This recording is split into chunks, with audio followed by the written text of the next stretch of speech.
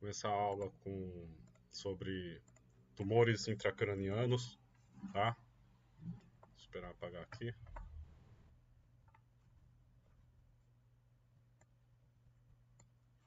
Certo. Então, tumores intracranianos. Tá? Uma aula aí de histologia, tá? Em que a gente vai ver principalmente algumas classificações e principais características, beleza?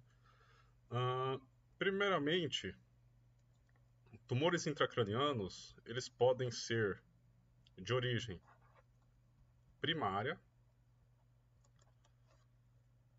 ou de origem de metástase, tá? Claro que é mais comum sejam de metástase, tá? E quais são os principais sítios, né, metastáticos que vem esse tumor? Então, pulmão, mama, próstata e rim, tá? E os tumores intracranianos primários, que serão foco dessa aula, vão ser dois principalmente que nós vamos estudar hoje. Que são os tumores gliais, tá? E o meningioma. Beleza? Vamos então começar a falar sobre os tumores gliais. Bom, pessoal, os tumores gliais, eles podem ser chamados também de glioma, tá? E aqui vai uma característica importantíssima, que as células de origem não necessariamente possuem são da mesma família de histologia com o respectivo tumor que vai desenvolver esse glioma. Vocês vão entender já. Por exemplo, dentre os gliomas, nós temos três tipos, tá? O primeiro, astrocitoma, o oligodendroma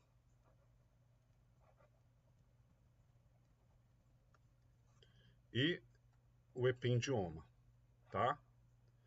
O que eu acabei de falar é a origem do astrocitoma não é necessariamente o astrócito, tá? A origem do oligodendroma não é necessariamente o oligodendrócito. E a origem do ependioma não é necessariamente células ependimárias, tá? Isso tem que ficar muito claro, tá? E é muito importante. A origem desses tumores são células progenitoras gliais. Beleza, galera? E hoje nós vamos estudar o mais comum dentro do glioma, que são os astrocitomas, tá?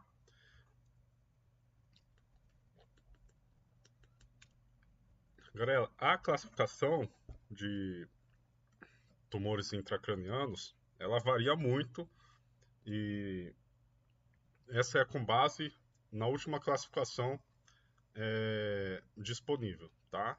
A data dessa aula é 22 de março de 2024. Então, vamos classificar os astrocitomas numa classificação histológica, tá? Em que, vou colocar aqui, classificação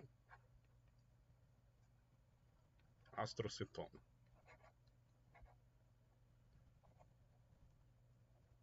Nós temos astrocitoma de grau 1, astrocitoma de grau 2, astrocitoma de grau 3 e o de grau 4, tá? Já começo dizendo que o astrocitoma de grau 1 ele tem uma característica distintiva do astrocitoma de grau 2, 3 e 4, tá? Então, se for separar em dois grupos, podemos separar dessa maneira, tá? E por quê? Porque o astrocitoma de grau 1, ele é benigno, tá? Diferentemente do restante, tá? E ele pode ser chamado também de astrocitoma pilocístico. Pilocístico. Beleza, galera? Bom, ele é benigno, além disso, ele é bem delimitado.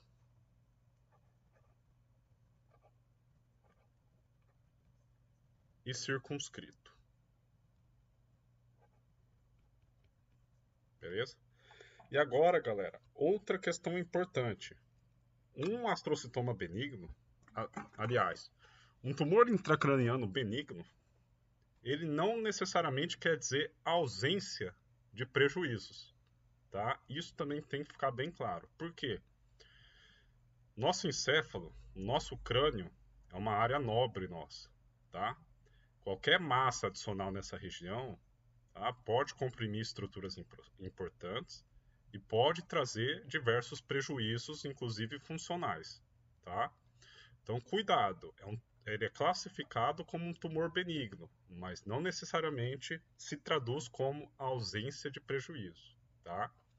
Agora, tanto o astrocitoma do grau 2, grau 3 e grau 4 podem ser chamados de astrocitoma difuso. Opa, tá escrevendo. Astrocitoma difuso. Beleza, pessoal? Então, quais são as características específicas do grau 2? É uma neoplasia infiltrativa, tá?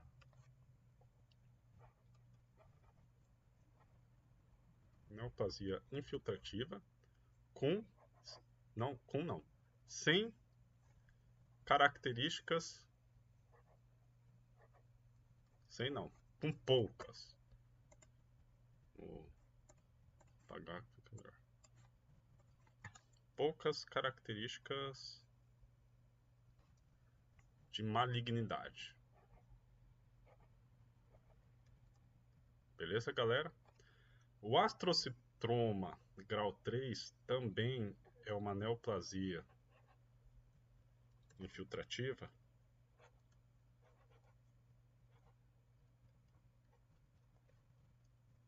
tá? Só que agora ele já tem características claras de malignidade. Beleza, galera? E o astrocitoma grau 4 também é uma neoplasia infiltrativa com alta malignidade.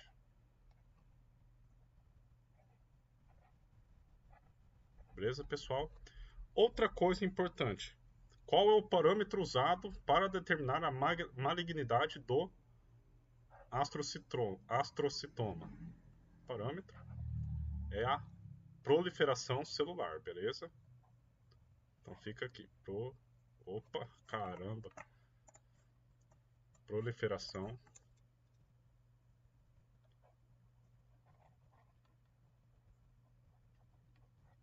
ou seja, grau 2, pouca proliferação celular. Grau 3, média proliferação celular. E grau 4, alta proliferação celular. Beleza, galera?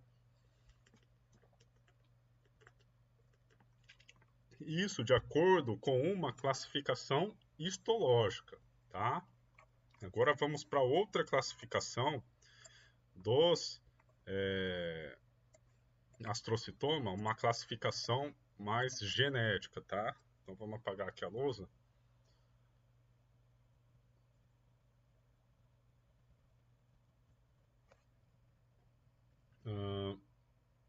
Classificação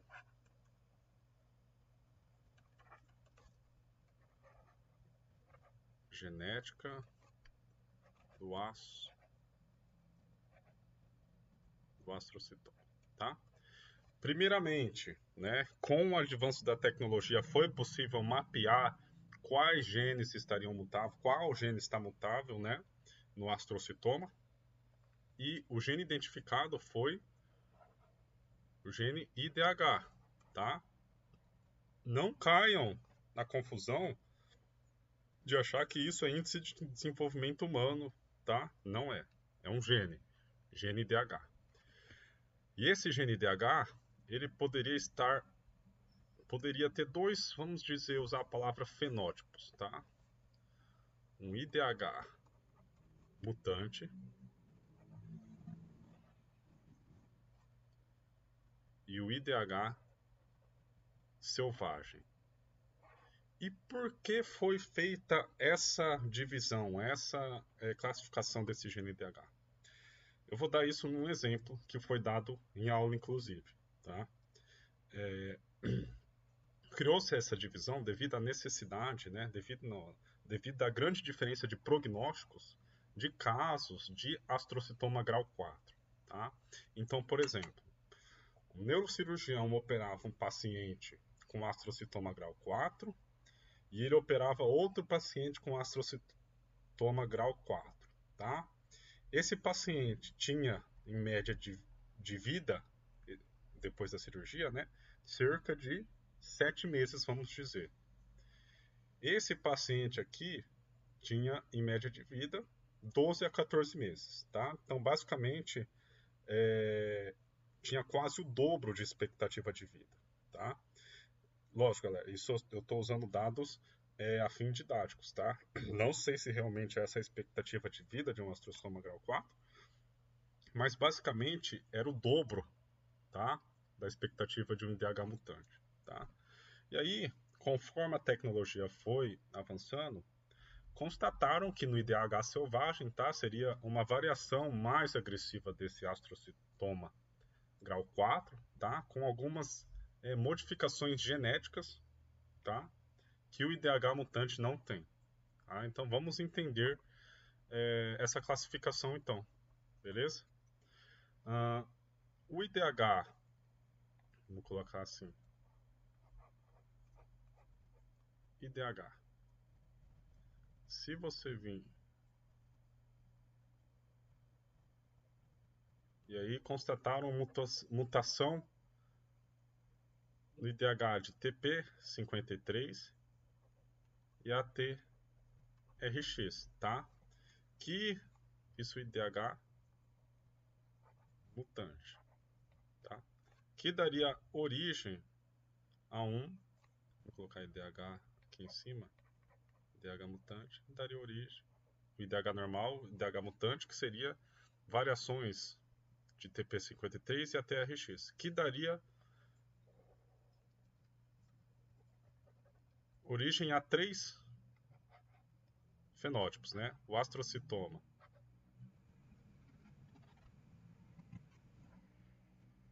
grau 2, o astrocitoma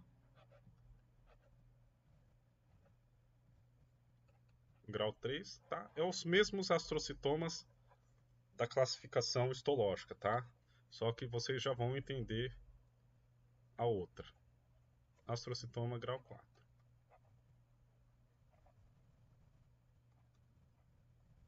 Tá? O 1 não entraria aqui porque o 1 é benigno, né? Ah, outro detalhe importante, galera. Pode-se ter a evolução de um astrocitoma para outro, tá? O 2 pode virar o 3 e o 3 pode virar o 4, tá? Em questões de tempo, quanto tempo mais ou menos essa transformação? Do 2 para o 3, em média de 5 anos. E do 3 para o 4, em média de 2 anos. Beleza, galera? Agora, para entender o IDH selvagem, então tá aqui, o gene IDH daria origem ao IDH selvagem, tá? E aqui nós temos que ter, tá, modificações adicionais em relação ao IDH, tá? É lógico. Tem que ter também, e vocês já vão entender o porquê, alterações também no TP53 e ATRX, mas também tem que ter alteração do TERD, tá? TRT, amplificação do EFGR, tá? E também alteração cromossômica, deleção no 10 e o aumento do 7, tá? E isso geraria, tá? O glioblastoma, tá? O glioblastoma seria, para você ter um glioblastoma, necessariamente você tem que ser um astrocitoma grau 4, tá? Ou seja, ele tem alteração do TP53 no ATRX e tem que ser um grau 4, mais essas três características aqui, tá? E aí caracteriza o IDH selvagem, que é o glioblastoma, tá? O glioblastoma, então, seria aquele caso do exemplo que eu dei, que tem uma menor expectativa de vida, quando você comparado com o astrocitoma grau 4 do IDH mutante, tá? Então o exemplo da cirurgia foi comparando basicamente esses dois fenótipos, vamos dizer assim, da doença. Beleza, galera?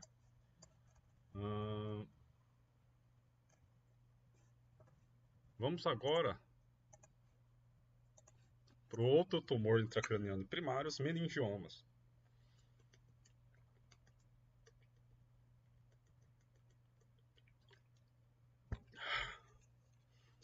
O meningioma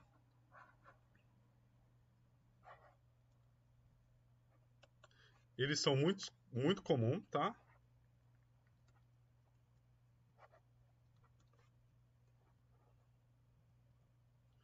Ele basicamente é uma neoplasia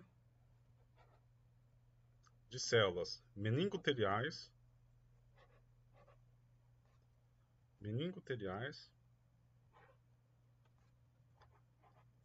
da aracnoide, tá?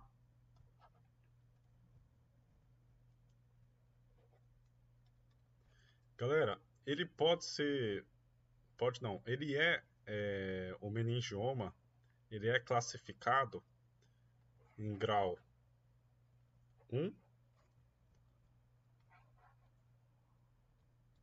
grau 2 e grau 3, beleza, galera? Diferentemente do astrocitoma. Então, o grau 1 pode ser chamado também de meningioma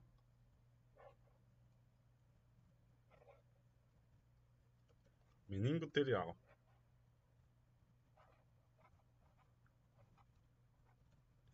E ele é benigno, tá? E representa cerca de 90% dos casos. Beleza, galera? O meningioma de grau 2, ele já tem características intermediárias, tá? Um grau intermediário de malignidade.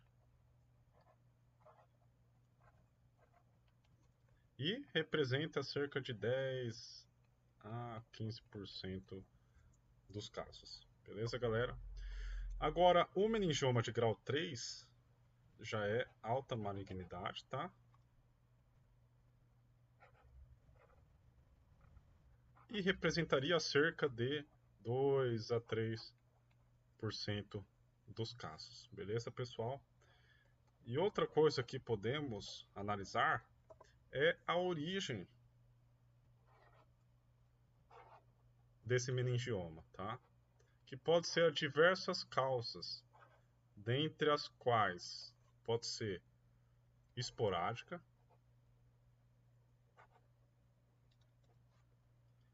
iatrogênica Ou também pode usar o termo iatrogênico, usar o termo não. Iatrogênico é quando é devido à exposição à radiação, tá? E associado a distúrbios genéticos. E o principal exemplo desse distúrbio é a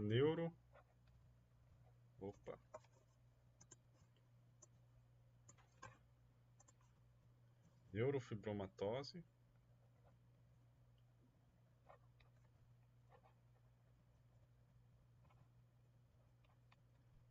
do tipo 2. Beleza, galera? Galera, eu acho que de classificação é isso, tá? As lâminas eu não estou com elas aqui agora para a gente fazer análise das lâminas histológicas, mas eu vou ver se eu gravo outra parte do vídeo, vou juntar as lâminas e gravar, explicar cada uma, ou se eu deixo aí na descrição num arquivo com as legendas. Beleza, galera? Desejo a todos aí ótimos estudos, uma boa noite e fiquem com Deus.